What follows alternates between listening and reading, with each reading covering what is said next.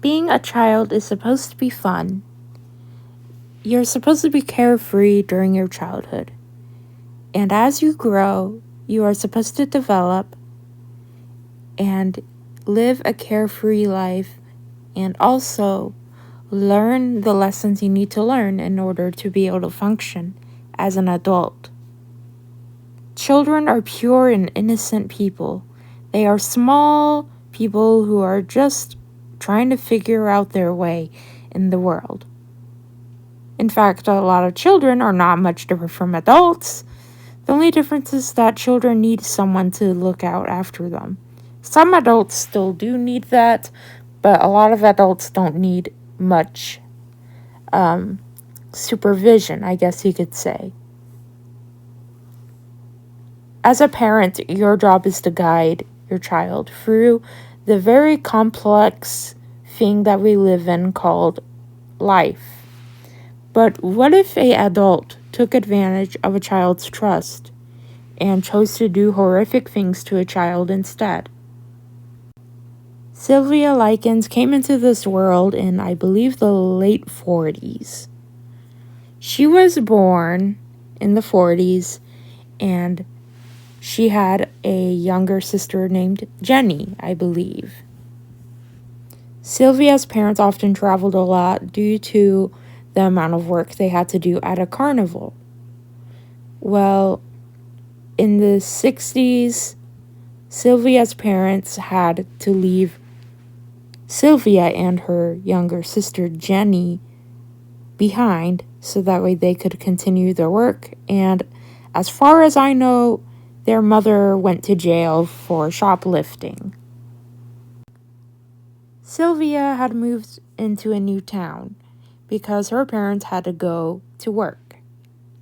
Sylvia made friends with a young woman named Paula, who was a woman in her late teens, I believe, at the time. And they became friends because they met in school. However, there was something that was going to happen that would ruin their friendship.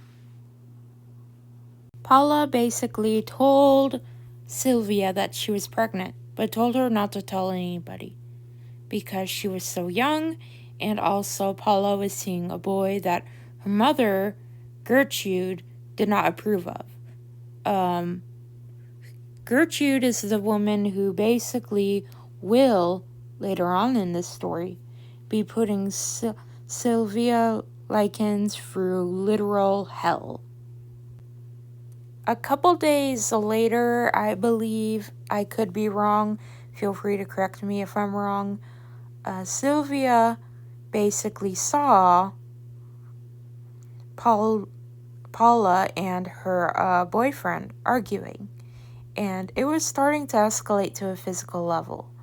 So Sylvia felt there was no other choice but to tell him that she was pregnant with his child. Paula was very angry that Sylvia told him, and what Paula did next was going to be basically the first domino to fall. What I mean by that is it triggers the rest of the horrific events that should have never happened to occur.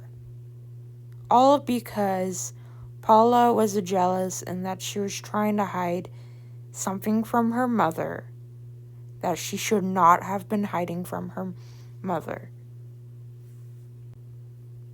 I mean, then again, her mother is a piece of shit, so maybe her mother has abused her in the past for doing things like that. But what Paula also did, which I'll talk about later, is unforgivable. The abuse started to get physical. I believe 2 or 3 weeks after Sylvia's dad left her and her sister at the house. Anybody in the comment section, feel free to correct me. It was either a couple weeks or up to a month after the father left them there. One of the father's paychecks came in late. I probably should have mentioned this earlier, but Sylvia's dad basically paid Gertrude, aka the big cunt, to take care of Sylvia and her sister Jenny. However, one of the paychecks came late. I don't really know why. Maybe the father must have forgotten by accident, or it got lost in the mail, but it came a couple days late. And so Gertrude said, and I quote, "I took care of you bitches for a week, and I got nothing for it." And she took Sylvia and her sister down to the basement and basically used a belt to whip them both. Sylvia got most of the abuse, and a couple days later, or maybe a couple weeks, Sylvia was the main focus of the physical, mental, psychological abuse, and also torture and other things as well.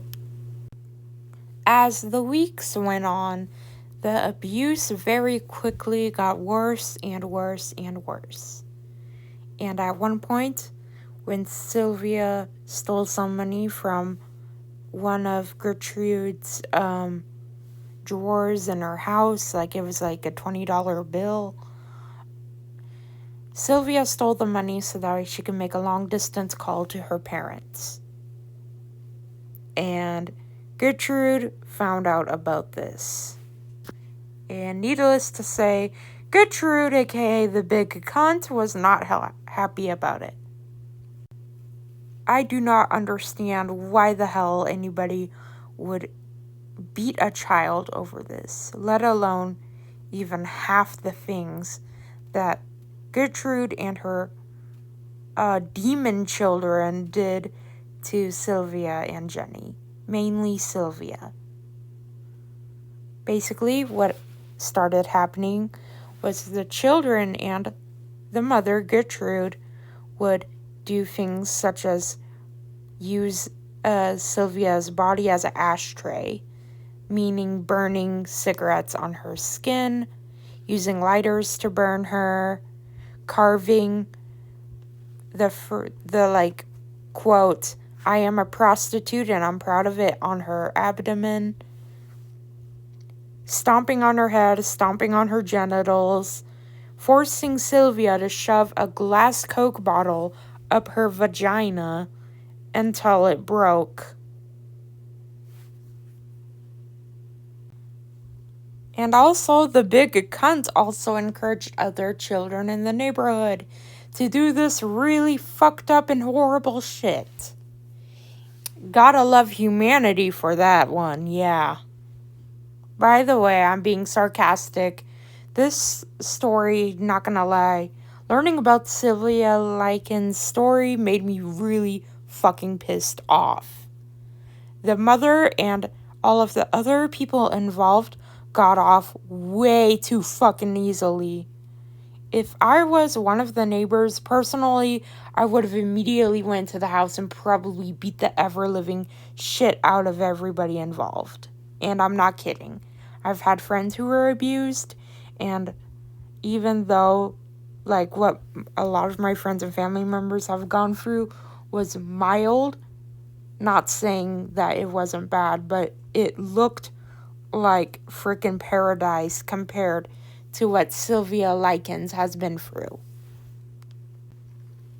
The abuse basically went on and on and on for a couple months.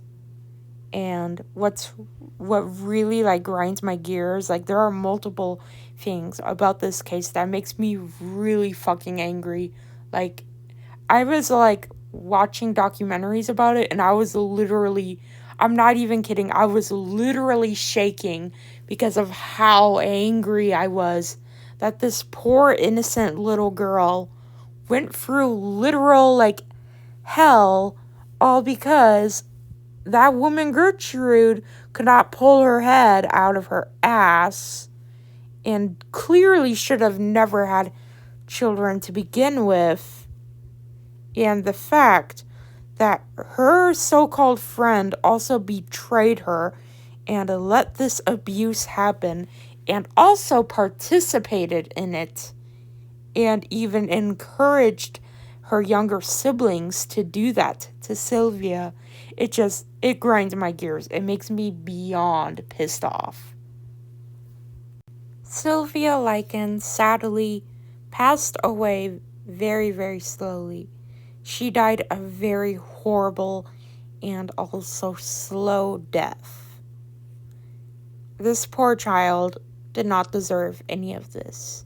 No child should ever go through what Sylvia has gone through. And honestly, I am honestly really fucking pissed that the justice system failed her miserably and everyone around her failed her.